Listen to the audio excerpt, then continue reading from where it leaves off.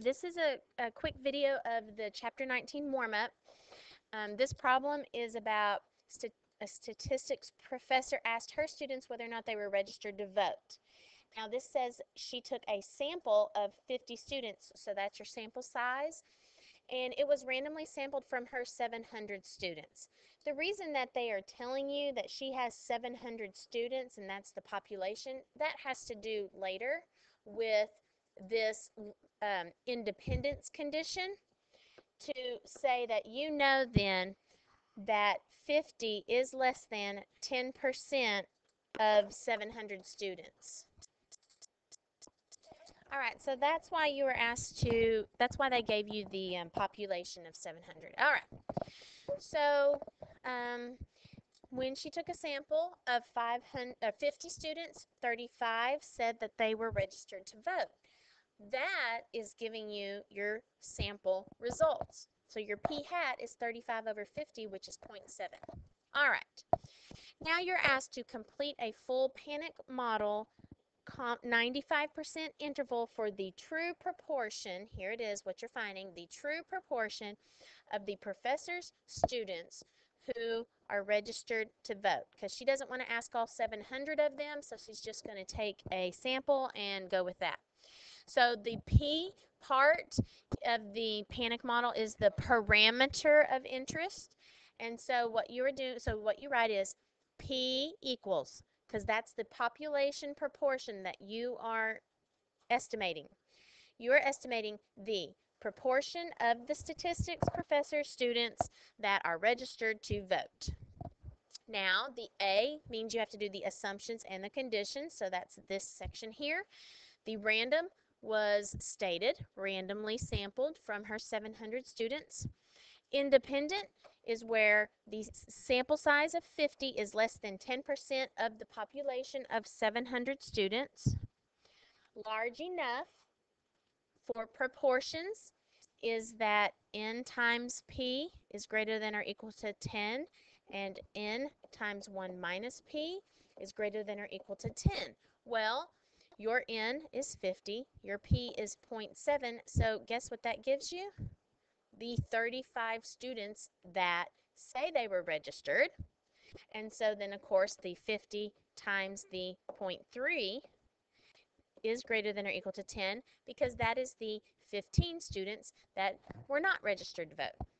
And do not forget to finish off your conditions by saying that the normal model applies.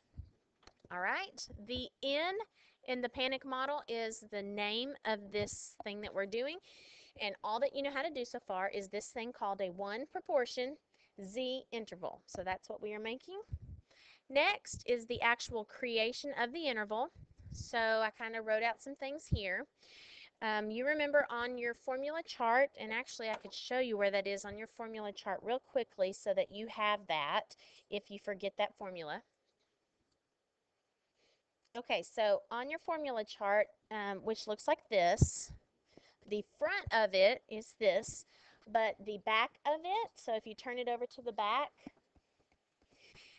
you have this here. Okay, so you've got the, and then what I've highlighted here is your formula you're using. Okay, so there's your interval. It's right here highlighted. It's your statistic, which is your p hat, plus or minus your critical value, which is your z star, times your standard deviation of the statistic. And just FYI, that standard deviation formula is also written right here on this side for sample proportions. It's that. Okay, so then if we go back to here, went ahead and filled that out. Now remember that the critical value here for 95% confidence is 1.96. Once again, the reason is because if you have 95% here in the middle, then that splits the 5% between the left tail and the right tail. And so then when you do that, you find this spot by doing inverse norm of 2.5%, which is negative 1.25, but we're just going to call it 1.96. We're going to call it 1.96. All right, so that's how you get your critical value, your z star, 1.96. and so on. So once you find this, you got 0.573 to 0.827. Remember, you typically write this in decimal form here. And then your conclusion.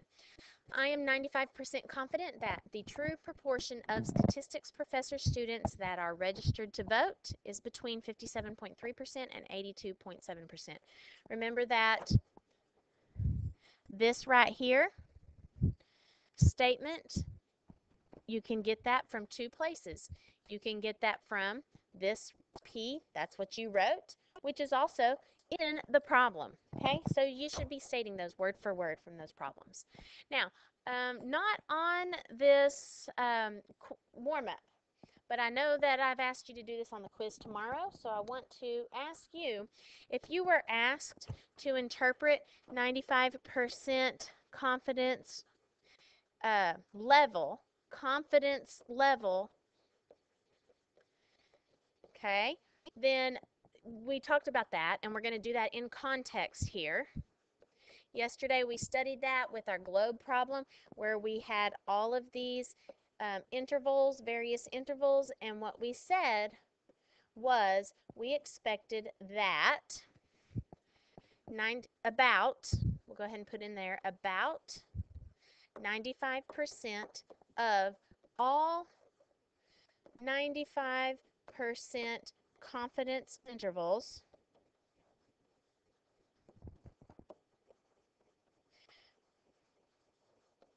contain and then in context now, that would be the true proportion of this statistics teacher's students that are registered to vote. All right, now back to this. Okay, next question says, according to September 2004 Gallup poll, about 73% of the 18 to 29-year-old students said that they were registered to vote. Does this 73% figure from the Gallup poll seem reasonable? Well, the teacher got 57% to 82.7%. And that 73% is in that interval. So it seems like a plausible value. So because this 73% is in here, then, and I'm 95% confident that the real population parameter is in there, then that certainly seems very feasible. Okay? So if I had a number, like if the September 2004 Gallup poll had gotten that, 43% were registered to vote, that would surprise me because 43% is not in my interval. All right, next. Last one here. If the professor only knew the information from this September 2000 Gallup poll, okay, that is telling you the sample from the 2000 Gallup poll is 0.73. She only had that information. She did not have the sample from her student. All right. And if she only knew that p-hat and she wanted to estimate the percentage of her students that were registered to vote within plus or minus 4 percentage points, so that is your margin of error.